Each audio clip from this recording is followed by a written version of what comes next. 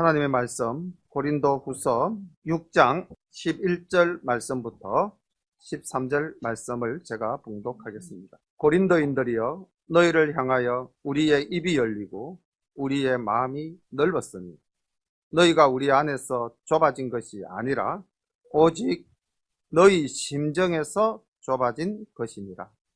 내가 자녀에게 말하듯 하노니 보답하는 양으로 너희도 마음을 넓히라. 아멘.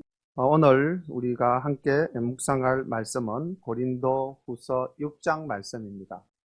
고린도후서는 우리가 다 아시다시피 바울을 인정하지 않는, 바울의 사도권을 인정하지 않는 고린도 교인들에게 심하게 꾸중하는 편지를 보냈습니다.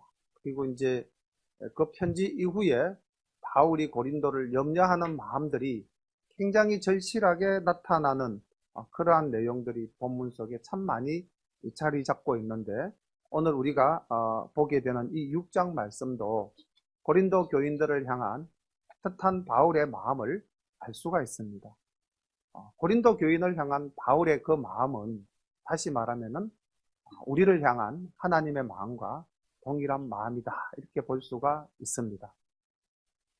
다시 한번 우리가 잠깐 생각을 해보면은 고린도인들이 이 주님의 말씀을 받아들이고 주님의 백성된 삶을 살고자 했을 때 한번 그들의 입장을 생각해 보면은 예수 믿기가 쉬웠을까요? 어려웠을까요?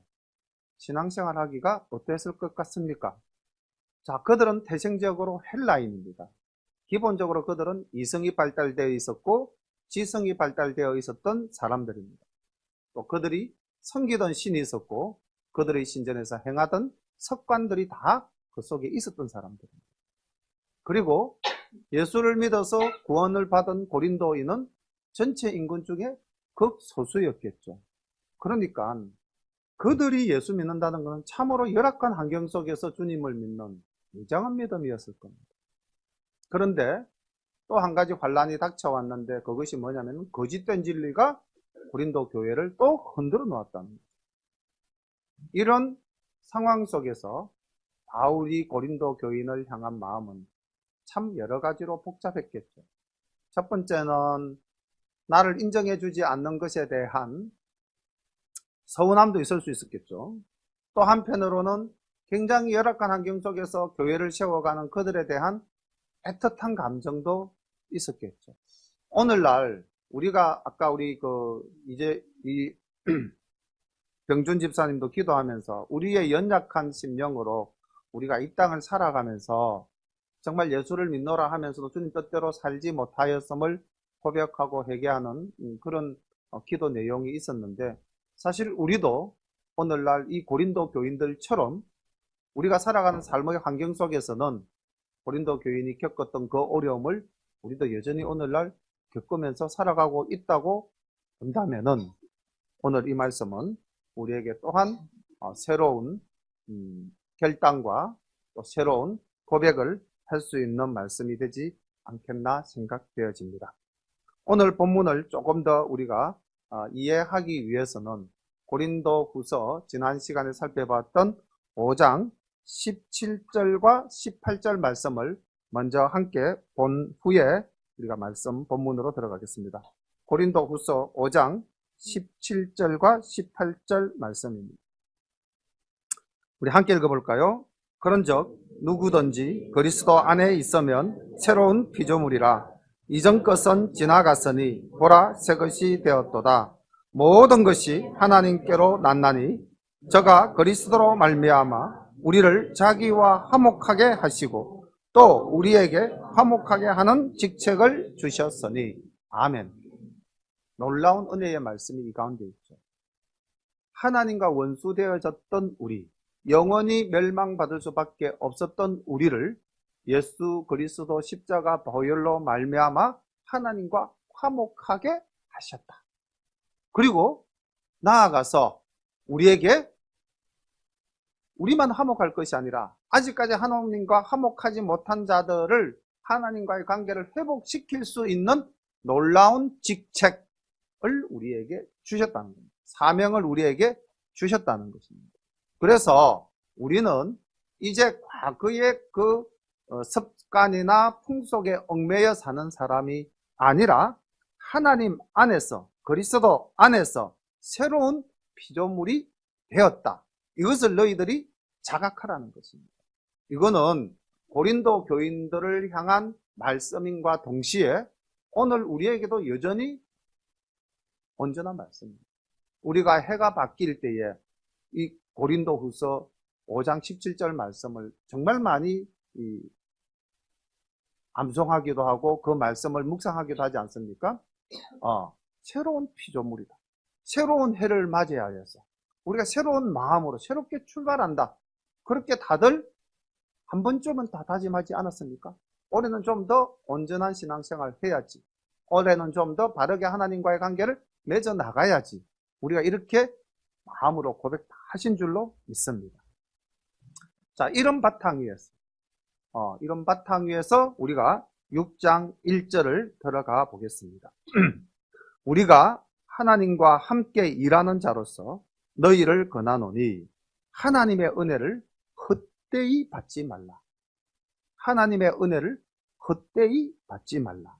가라사대 내가 은혜 베풀 때에 너를 듣고 구원의 날에 너를 도왔다 하셨으니 보라 지금은 은혜 받을 만한 때요. 보라 지금은 구원의 날이로다.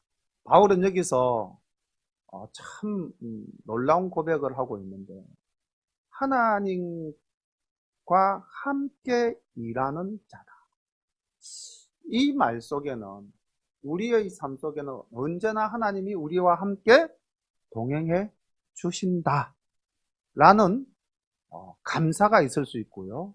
또 하나는 우리가 하는 이 모든 일들이 하나님께 올려드리는 일들이다. 우리가 하는 이 모든 일들을 하나님께서 보고 계신다.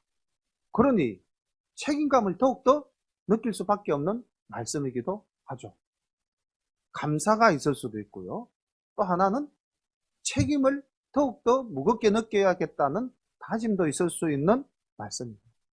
그러면서 고린도 교인들에게 너희가 받은 그 은혜가 뭡니까? 새로운 피조물이 되었다는 것. 너희가 하나님과 화목하게 되었다는 것. 나아가서는 다른 사람들로 하여금 하나님과 화목하게 할 수 있도록 너희들이 직분을 받았다는 것. 이것을 헛되이 받지 말라는 것입니다. 그러면서 지금 현재 이 상황을 어떻게 강조하고 있냐면은 이사야서 49장 8절 말씀을 인용해서 이렇게 이야기하고 있죠. 내가 은혜 베풀 때에 너를 듣고 구원의 날에 너를 도왔다. 이게 이사야서 49장 8절 말씀입니다. 근데 사실 이 말씀은 바벨론에 포로 가 있던 이스라엘 백성들을 향해서 하나님께서 이사야 선지자를 통해서 회복의 약속을 주신 것이죠. 너희들이 포로된 자에서 너희들이 이제 고국으로 돌아가게 될 것이다 라는 언약의 말씀, 회복의 말씀을 주셨고 그것은 역사 속에서 어떻게 됐습니까? 이루어졌죠. 근데 그 이루어진 말씀을 왜 오늘 바울이 다시 여기서 인용할까요? 그 말씀은 그 당시 이스라엘 백성에게만 준 것이 아니라 오늘날 우리에게도 여전히 유효하게 주어진 말씀이다. 그러니 오늘날 하나님께서 우리에게 은혜를 내려주시고 우리가 지금도 하나님을 믿고 그 안에 거하면 구원을 받는다라는 확신을 주시는 겁니다. 마찬가지로 바울이 고린도 교인들에게 이 말씀을 주셨던 것처럼 또한 오늘날 하나님의 말씀은 여전히 이 자리에 모인 우리 모두에게도 하나님은 지금이 은혜 받을 때고 지금이 구원의 날이라는 그 놀라운 은혜를 우리에게 주시는 줄로 믿습니다. 그럼 우리가 지금 이 은혜를 받았다면 여기서 은혜가 뭘까요? 우리가 은혜 받았다 이런 말 참 많이 쓰죠. 근데 이 은혜가 뭘까요? 구체적으로 우리가 은혜 받았다 그러잖아요. 지금도 보라 지금은 은혜 받을 만한 때요. 은혜가 뭡니까?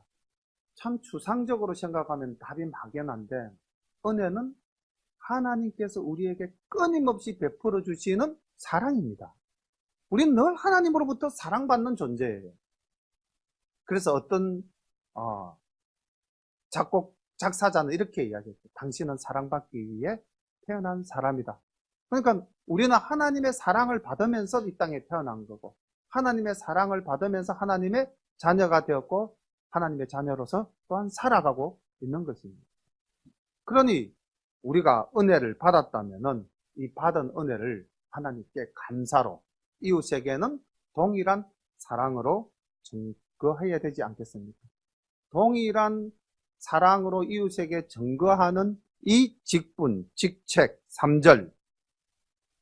우리가 이 직책이 해방을 받지 않게 하려고 무엇이든지 아무에게도 끄리끼지 않게 하고 오직 모든 일에 하나님의 일꾼으로 자천하여 많이 견디는 것과 환난과 궁핍과 고난과 매맞음과 갇힘과 요란한 것과 수고로운 것과 자지 못함과 먹지 못함과. 이게 무슨 말씀입니까?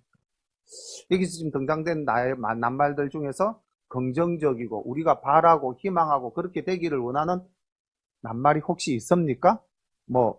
매맞음, 갇힘, 자지 못함, 먹지 못함, 궁핍 받기를 원하십니까?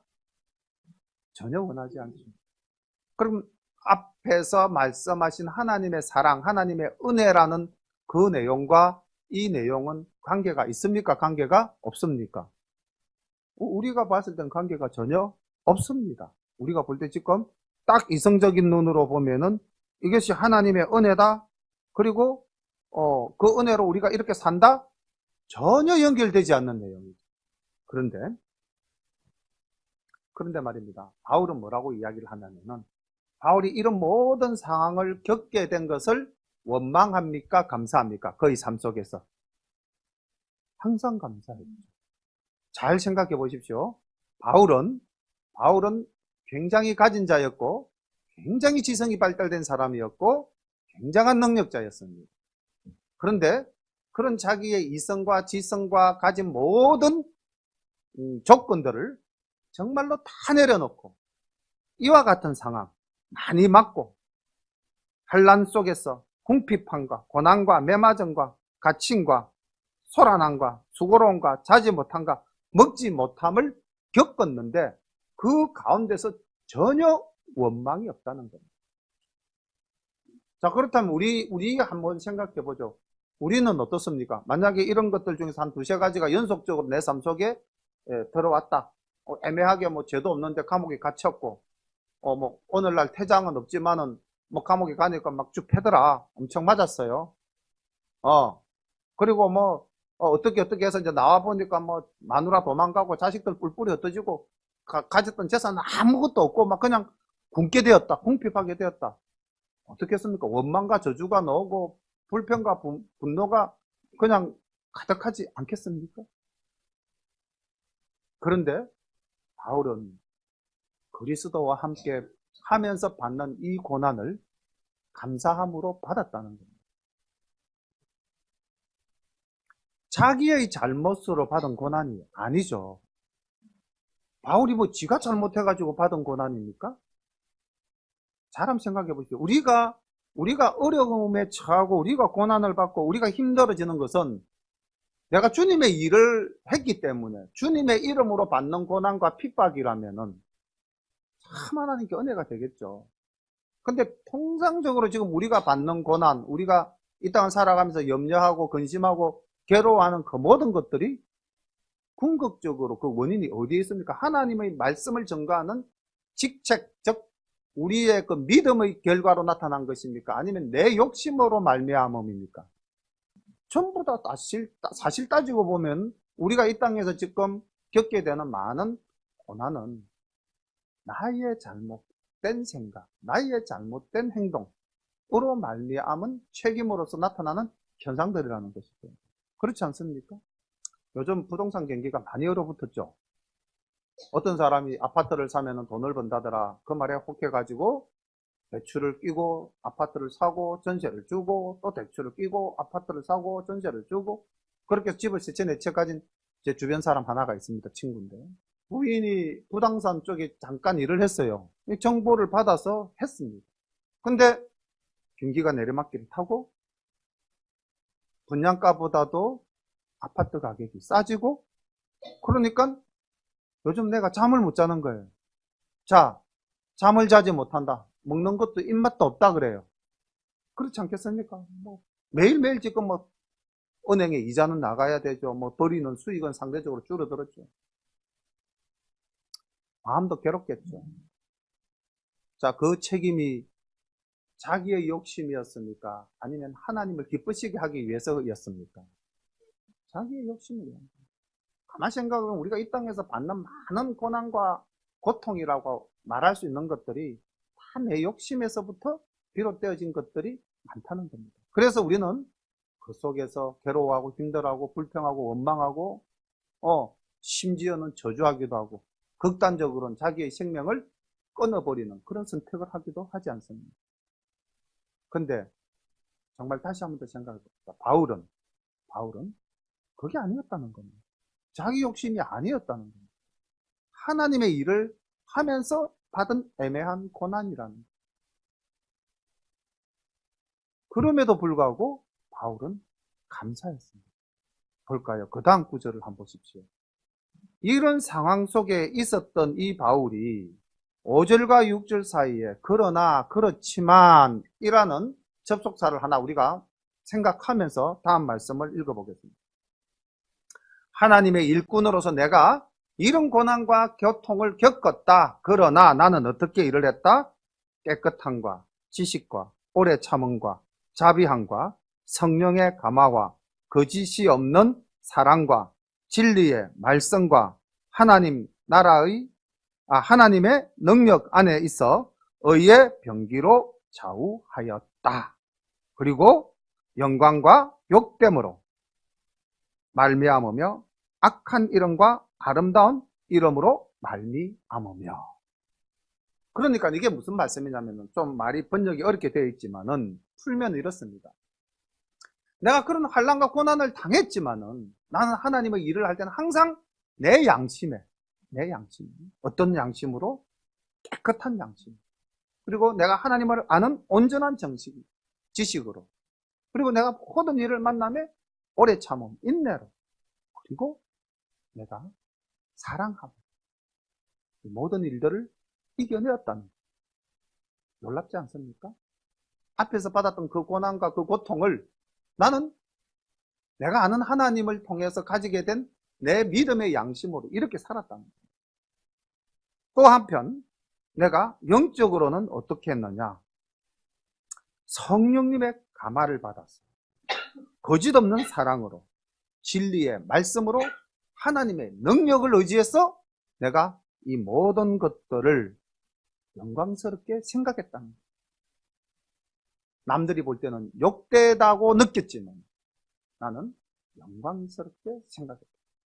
그리고 내가 이 사도라는 직책의 이름을 아름다운 이름으로 생각하고 열심으로 증가했다는 거예요.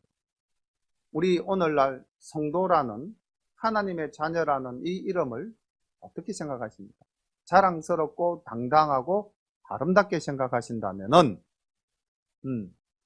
우리는 하나님을 믿음으로 내가 당하게 되는 일들, 그것을 우리는 불평하거나 원망해야 될 일들이 아닌 줄로 생각합니다.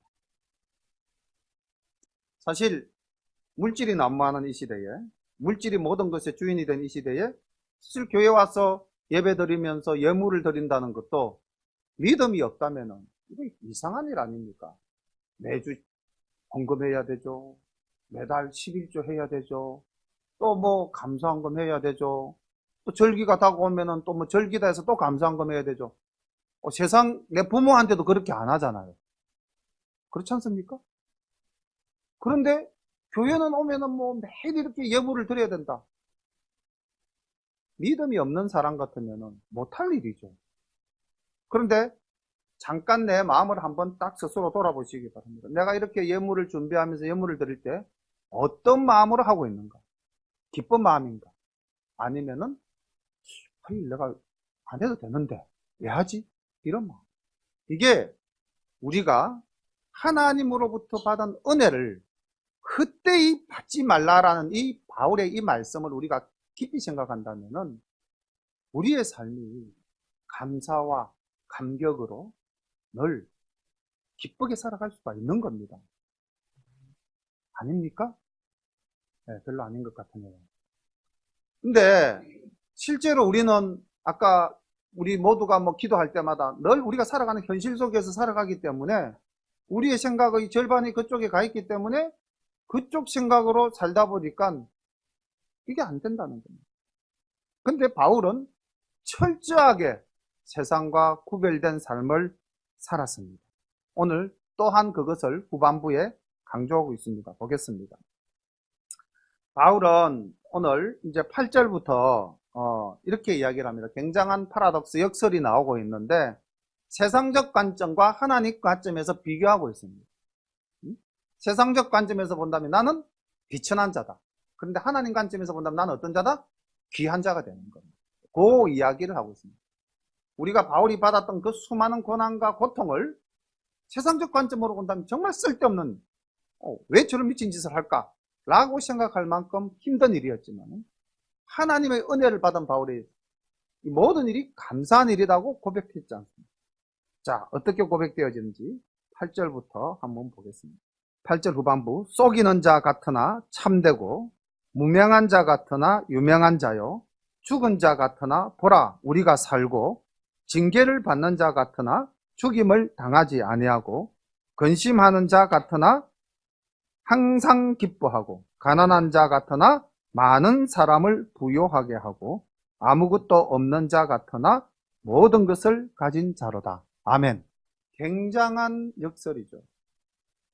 세상적으로 봤을 때는 다 전반부의 내용입니다.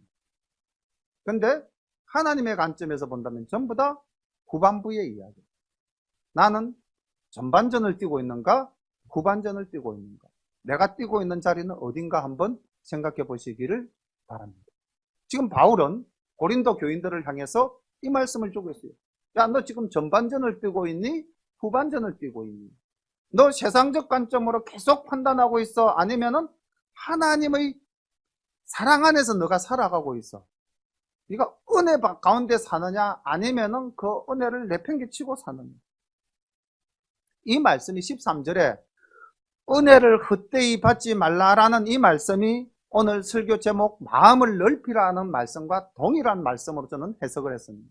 13, 12절에 보면은 너희가 우리 안에서 좁아진 것이 아니고 오직 너희 심정에서 좁아진 것이다. 이렇게 이야기합니다. 우리가 이 땅을 살아가면서 믿음 생활을 하면서 정말 말씀 안에서 살아가느냐 아니면 내 생각으로 살아가느냐 이걸 지금 바울이 한 번 더 단도직입적으로 찌르는 거죠. 그리고는 뭐라고 이야기합니까? 마음을 넓혀라. 너 지금 세상적으로 판단하는 거 그거 잘못된 거다. 네가 정말 예수를 믿는다면은 네가 이제 마음을 넓혀야 된다. 마음을 넓히는 것이 바로 은혜를 받아 누리는 것이다. 마음이 좁아진다는 것은 옹색해졌다는 것은 자기중심적이라는 것은 은혜를 걷어찬 것과 동일하다는 거예요. 그렇지 않습니까? 하나님의 사랑도 내가 받으려고 준비가 되어져 있을 때 내 속에 쏟아져 내려오지 않겠습니까? 내가 마음 문을 닫고 내가 아무 받아들일 준비가 안 됐으면 하나님의 은혜가 아무리 폭포수같이 쏟아진다 하더라도 나는 건질 것이 없잖아요. 뭐 비유적으로 표현하자면 그런 것도 있죠. 그죠? 이 물컵 속에 지금 물이 이렇게 가득 찼잖아요. 여기에 새물을 볼 수 있겠습니까? 없죠. 근데 이게 전부 다 세상적인 것이고 이게 전부 다 이 땅의 것이라면은 하나님의 것이 아무리 쏟아지려고 해도 이 뚜껑 닫아놓고 안 받아들이는 거랑 똑같다는 거예요. 너희들이 어떻게 해서 마음이 좁아졌느냐? 너희 심정에서 좁아진 거죠. 오늘 우리가 예수 믿으면서 정말로 예수를 믿는다는 것 자체에 대해서 심각하게 한 번쯤은 되돌아봐야 될 그런 상황 속에 우리가 있다고 봐야 돼요. 바울은 고린도 교인들이 아마 그런 부분들이 좀 있었던 것 같아요. 새로운 신을 섬기는데 이 신이 우리가 믿었던 신과는 다른 정말 멋진 신이라더라.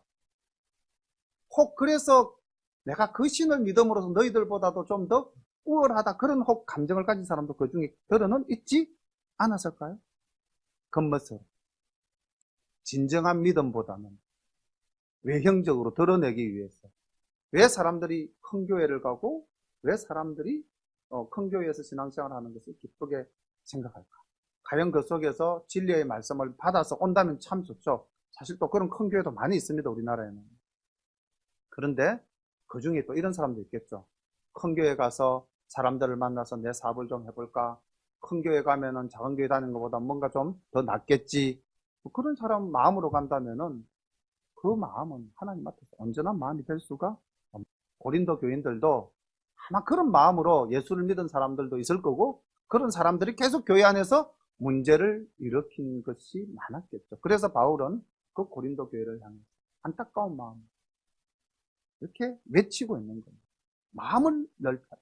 그리고 너희들이 볼 때 내가 정말로 사도 같아 보이지도 않고, 너희들이 볼 때 내가 정말 아무 것 같아 보이지 않지만은 나는 아니다. 하나님 안에서 큰 자여 하나님 앞에서 안에서 기쁨을 누리는 자다. 내가 아무것도 없는 것 같지만 나는 모든 것을 다 가진 자다. 얼마나 놀라운 말씀입니다.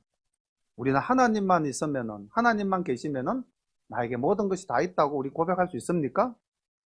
바울은 그 고백을 하고 있는 겁니다.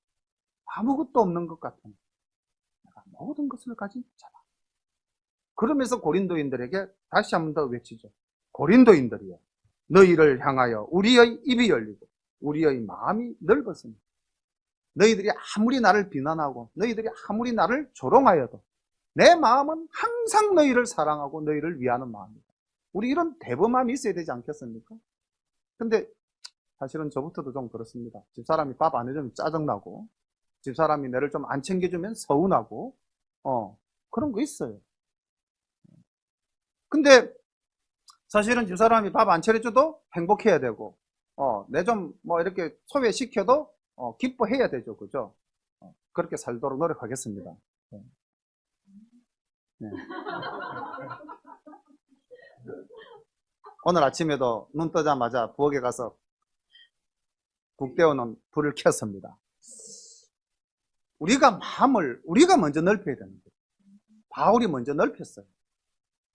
먼저 넓힌 게 아니라 항상 넓었어요. 그냥 그 본체가 넓었습니다. 하나님의 사랑을 그대로 받았기 때문에 하나님은 항상 마음이 넓었어요.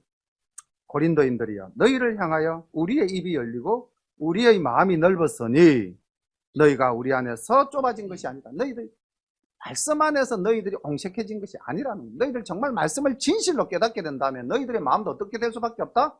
넓어질 수밖에 없다는 겁니다. 그럼 지금 너희들이 옹색한 것은 말씀으로 된 것이 아니라 너희들이 알고 있는 지식, 너희들이 가지고 있는 풍속, 그것으로부터 자유함을 얻지 못했기 때문이다라는 거예요. 오직 너희 심정에서 좁아진 것입니다. 내가 자녀에게 말하듯 하노니 너희도 보답하는 양으로 마음을 넓히라. 그러니까 오늘 이 말씀은 우리에게 주시는 말씀입니다. 마음을 넓히라. 다른 말로 은혜를 헛되이 받지 말라. 다른 말로 항상 기뻐하라. 다른 말로 믿음의 터 위에 굳게 서라. 다 똑같은 말씀들이라고 믿습니다. 이렇게 우리가 마음을 넓혀서 하나님을 온전히 믿는다면 우리의 삶이 예전과 같아져야 될까요? 달라져야 될까요? 그 환경 속에 그대로 머물러 있어야 될까요? 아니면 환경을 극복해야 될까요? 이제 그걸 이야기하는 겁니다. 14절부터. 그래, 너희들이 정말 마음이 넓어지고 너희들이 정말로 하나님의 자녀라고 고백한다면은 이제 너희들이 살던 그 고린도 땅, 그리고 그 땅 속에서 있는 여러 가지 일들, 그거 이제 극복해야 돼. 이겨내야 돼. 하면서 말씀 주십니다. 너희는 믿지 않는 자와 멍해를 같이 하지 말라. 의와 불법이 어찌 함께하며 빛과 어둠이 어찌 사귀며 그리스도와 벨리알이 어찌 조화되며 믿는 자와 믿지 않는 자가 어찌 상관하며 하나님의 성전과 우상이 어찌 일치가 되리요. 우리는 살아계신 하나님의 성전이라. 아멘. 이와 같이 하나님께서 가라사대 내가 저희 가운데 거하며 두루 행하여 나는 저희 하나님이 되고 저희는 나의 백성이 되리라 하셨느니라. 그러므로 주께서 말씀하시기를 너희는 저희 중에서 나왔어. 따로 있고 부정한 것을 만지지 말라. 내가 너희를 영접하여 너희에게 아버지가 되고 너희는 내게 자녀가 되리라. 전능하신 주의 말씀이라 하셨느니라. 아멘. 1절까지 보겠습니다. 그런즉 사랑하는 자들아, 이 약속을 가진 우리가 하나님을 두려워하는 가운데서 거룩함을 온전히 이루어 육과 영의 온갖 더러운 것에서 자신을 깨끗게 하자. 아멘. 분리된 삶을 촉구합니다. 집사람하고 전도사님이 지금 성경 과정에 들어가서 굉장히 열심히 공부하시는데, 제가 옆에서 이제 공부하시는 분들이 가까이 있다 보니까 쭉 들은 게 있어요. 성경에서 강조하는 것 중에 하나가 섞이지 말라는 것. 하나님은 섞이는 것을 싫어한다는 것. 그 노아 홍수 있기 직전의 상황을 우리가 성경 말씀에서 보면은 하나님의 아들들이 어떻게 됐다고 그랬죠? 사람의 딸들과 결혼했다. 섞여버렸다. 섞이면 본질이 훼손당하는 거예요. 하나님을 믿기로 작정을 했다면 고린도 교인들이 너희들이 이제 하나님의 자녀가 되었다면, 너희들이 하나님의 백성이 되었다면, 나아가서 너희들이 하나님과 우리가 화목되게 된 것을 믿고 그것을 다른 사람에게 전가할 수 있는 그런 귀한 직분까지 받았다면 너희는 섞이면 안 돼. 분리돼요. 그래서 17절에서 이렇게 말씀한 것을 인용하지 않습니다. 너희는 저희 중에서 나와서 따로 있고 부정한 것을 만지지 말라. 이스라엘 사람들은 구약의 그 율법서를 보면 어디 갔다 오면 항상 물로서 씻습니다. 정결례. 무엇을 하든지 씻어요. 옷도 씻고 손도 씻고 몸도 씻고. 우리도 그렇죠. 뭐 바깥에 나갔다가 들어오면 흔히들 손 다 씻지 않습니다. 특히 뭐 밥하는 주부 입장에서 손 안 씻고 밥하는 일 거의 없잖아요. 거의 없는 게 아니라 아예 없잖아요. 정결한.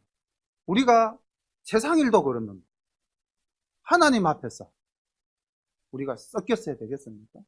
정결함이 없었어야 되겠습니까? 바울은 우리를 두고 어떻게 이야기했냐면 너희는 살아계신 하나님의 성전이다 이렇게 이야기해요. 그런데 우리가 더럽고 추하고 욕심으로 얼룩져 있으면 되겠습니까? 말씀이 아닌 다른 것과 섞여 있으면 되겠습니까? 적어도 다른 날은 모르겠습니다만은 예배드리는 시간만큼 최소한은 예배드리는 시간만큼은 우리가 세상 것과 섞이면 안 되겠죠. 몸이 좀 피곤해도 허리를 고추 세우시고 목사님 말씀이 좀 마음에 안 들어도, 근데 목사님 말씀이 아니죠. 이건 성경 말씀이에요. 저는 제 말을 별로 많이 안 하려고 합니다. 베드로전서 2장 9절에 보면은 베드로 사도는 너희는 택한 족속이요 왕같은 제사장이라고 그랬어요. 왕같은 제사장. 이게 우리의 신분이고 우리의 자세고 우리가 하나님 앞에서 갖추어야 될 우리들의 찾아야 될 정체성이라는 거예요. 바울은 너희는 거룩하신 하나님의 성전이다. 그렇게 정체성을 다시 한 번 더 확정시키는 것입니다. 그리고 섞이면 안 돼. 딱 이 문법으로 나가요. 빛과 어둠이 결코 함께 할 수 없듯이 너희들이 세상적인 욕망에 사로잡히면 안 된다는 거예요. 세상에서 우리 살아가야 됩니다. 당연히 살죠. 살지만은 내 중심은 어디에 있어야 된다? 항상 하나님께 있어야 된다는 거예요. 이것을 우리가 늘 자각하고 살아야 된다는 거예요. 그런 거 있지 않습니까? 우리가 이렇게 살다 보면은 지금은 많이 약화되어졌지만 가문을 가지고 정체성을 확립했던 때도 있지 않습니까? 그죠? 네가 누구의 후손인데 어떤 가문인데 감히 뭐 이렇게 했던 때 있지 않습니까? 한 집안 가문 가지고도 정체성을 심어주고 그 가문의 뜻에 맞게끔 살아라고 강조했다는, 살아계신 하나님, 천지를 창조하신 하나님 앞에서. 그래서 7장 1절에 보면은 사실 우리가 늘 잊고 사는데 이거 한 번 더 각성해야 될 줄로 믿습니다. 사랑하는 자들아, 이 약속을 가진 우리가, 그 다음 말이 뭐죠? 하나님을 두려워하는 가운데. 우리가 하나님을 두려워한 적이 있습니까? 우리 하나님 너무 쉽게 생각하시지 않습니까? 뭐 나의 하나님, 사랑이 풍성하신 하나님. 항상 우리는 이렇게 자기중심적으로, 저도 사실 그렇습니다. 뭐 기도할 때 많이 그렇게 합니다. 저도 고백하지만. 근데 우리는 사실 하나님을 굉장히 이 천지를 창조하신 그 창조주 하나님, 우리를 지으신 우리의 주인 되신 하나님, 두려워하는 마음이 사실은 별로 없지 않습니까? 정말 하나님을 두려워한다면은 우리가 하나님 앞에서 정말 이 두려워한다라는 말은 사실 경외한다는 말이죠. 존경하면서도 두려워한다는 말. 그냥 두려워하는 게 아니라, 그냥 두려움은 무서움에 의한 두려움도 있을 수 있지만은 우리는 하나님에 대한 두려움은 하나님을 경외하는 것입니다. 세상에서도 우리가 제 직장 다닐 때 그런 일이 있습니다. 교장선생님이 좀 편안한 사람이긴 했어도 교장선생님이 박선생 그 교장실에서 부른 장 가봐라 이렇게 하면은 교장실 문 앞에서 어떻게 하겠습니까? 제가 그냥 쑥 들어가겠습니까? 옷매무시 한번 딱 챙겨보고 들어가겠습니까? 옷매무시 한번 챙겨보고 들어가겠죠? 그렇죠? 그렇습니다. 뭐 교장과 교사는 그렇게 이렇게 하늘과 땅 차이 아니에요. 예. 그렇지만은 챙긴다. 약간은. 근데 우리가 하나님 앞에서는 과연 그런 자세가 우리에게 늘 일상화되어져 있는가? 하나님 앞에서, 코람데오, 하나님 앞에서. 우리가 그런 자세가 되어져 있다면은 아마 우리의 신앙생활은 더욱더 성숙되고 우리의 모습은 더욱더 하나님이 기뻐하시는 모습이 아닐까, 그렇게 생각을 해봅니다. 오늘 바울은 고린도 교인들을 정말 사랑하는 마음, 내가 너희들에게 자녀같이 생각하면서 13절에 내가 자녀에게 말하다. 그들이 아무리 사도성을 비난하고 또 바울을 부정하고 바울을 힘들게 하였지만 항상 바울은 넓은 마음으로 사랑으로 그들을 감싸는 하나님과 온전한 관계를 맺기를 그렇게 소망하는 말씀을 오늘 고린도 교인들을 향해서 주고 있습니다. 얼마나 마음이 힘들었는지는 오늘 오후 말씀 속에 또 나타납니다. 바울이 고린도 교인들로 인해서 상처받고 상한 것은 이루 말할 수가 없었습니다. 그렇지만은 엄한 말로 꾸짖기는 했지만 그것은 오늘 이 말씀도 그렇지 않습니까? 칭찬과 격려보다는 깨우침과 교훈을 많이 주는 말씀이지 않습니까? 고린도 교인들에게.